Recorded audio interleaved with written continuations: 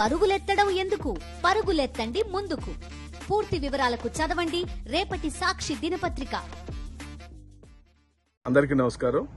ఈరోజు మన పార్టీ అధ్యక్షులు శ్రీ వైఎస్ జగన్మోహన్ రెడ్డి గారు నన్ను మన పార్టీ ఎస్సీ విభాగ అధ్యక్షుడిగా నియమించినందుకు వారికి నా హృదయపూర్వకమైన ధన్యవాదాలు.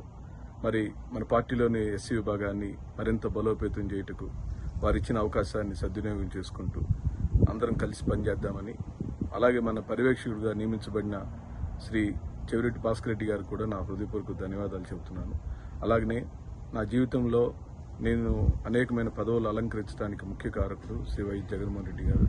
నన్ను చిన్నతనంలోనే ఉమ్మడి రాష్ట్రానికి యువజన కాంగ్రెస్ అధ్యక్షుడిగా నియమించడంలో కీలక భూమిక పోషించారు.